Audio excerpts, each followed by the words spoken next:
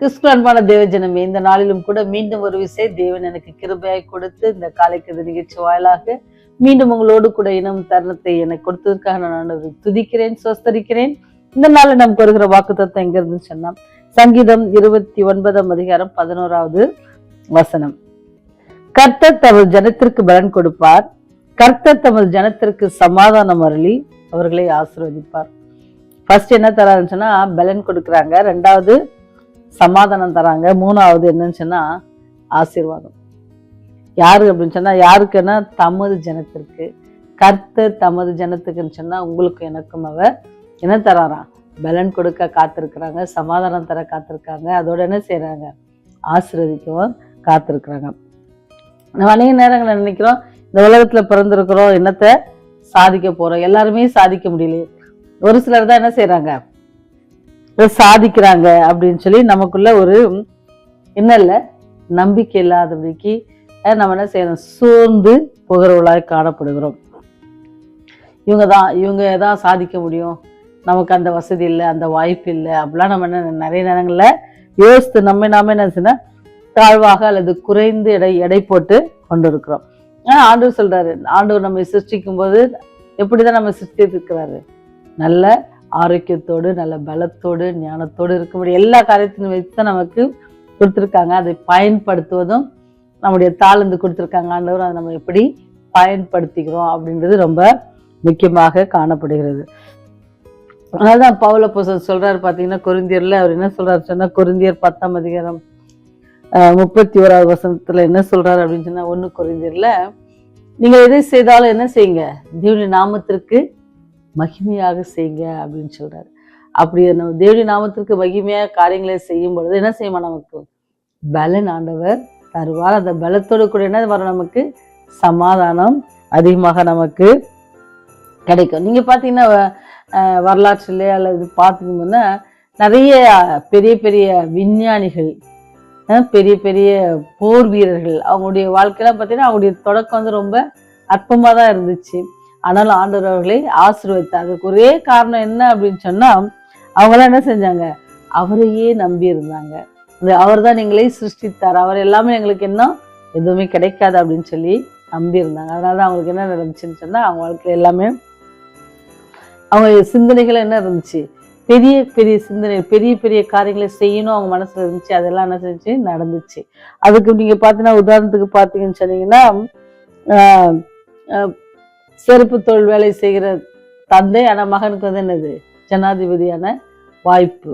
அந்த மாதிரி நிறைய காரியங்கள் நிறைய பேரை சொல்லிட்டே போகலாம். ஹிஸ்டரியில நிறைய பேர் இருக்கிறாங்க. ஆபிரகாம் லிங்கனுடைய கதையை நம்ம பார்க்கிறோம். அடுத்தது வந்து ஸ்டாலின் ருஷ்யா, அவருடைய காரியத்தை நம்ம பார்க்கிறோம். பெரிய தொழிலாளியின் மகன் தான், ஆனா அவங்க என்ன செஞ்சாங்க, ஒரு காலகட்டத்துல அப்படியே தேசமே அவங்கள திரும்பி பார்க்குற அளவுக்கு அவங்களாம் என்ன செஞ்சாங்களா, காரியங்களை செஞ்சாங்க அப்படின்னு சொல்லப்பட்டிருக்கு. நெப்போலியன் பார்த்தீங்க அப்படின்னு சொன்னா, அவங்க வீட்டில் அவர் இது 14வது பையன். எவ்வளோ பெரிய ஒரு அவரை குறித்து பெரிய சரித்திரமே நமக்கு அறிவுது.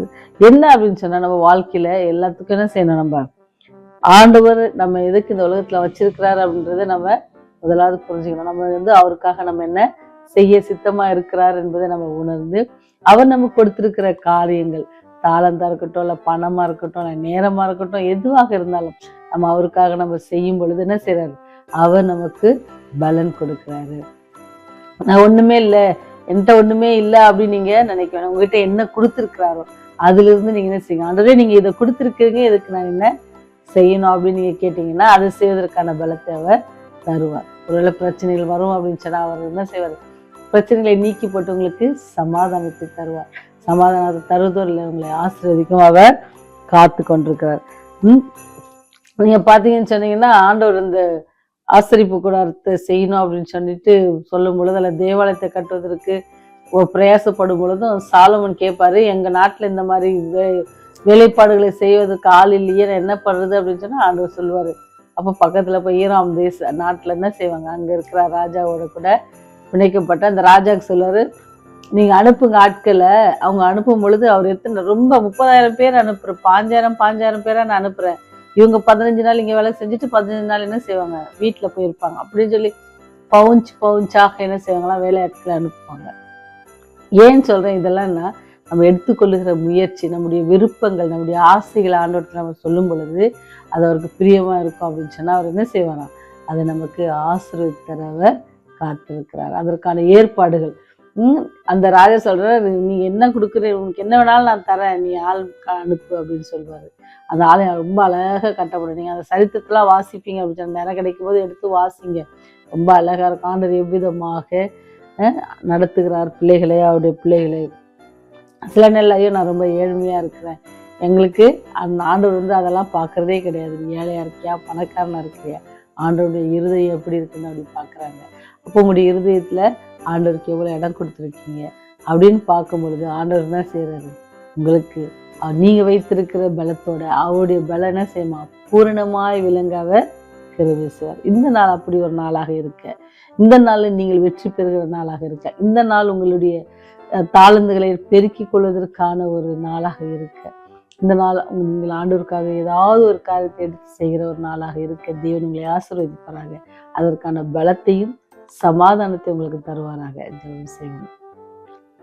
சமாதானத்தின் தேவனே, கிருபை நிறைந்தவரே, இந்த நாளிலும் கூட ஆண்டவரே எங்கள்கிட்ட என்ன இருக்கு நாங்கள் யோசித்து வருத்தப்படாதபடிக்கு நீர் என்னெல்லாம் கொடுத்துருக்கீங்க அப்படின்னு நினைச்சு அதில் நாங்கள் எப்படி உமக்கு பயன்படுத்தவும் அநேகருக்கு அது பிரயோஜனமா இருக்க ஒரு ஜீவிக்கவும் எங்களுக்கு ஞானத்தையும் புத்தியும் அறிவையும் தர வேண்டுமா என்று மன்னாடுவோம். தகப்பனே, இந்த செய்தியை கேட்டுக்கொண்டுகிற ஒவ்வொரு பிள்ளைகளும் ஆசீர்வதிங்க.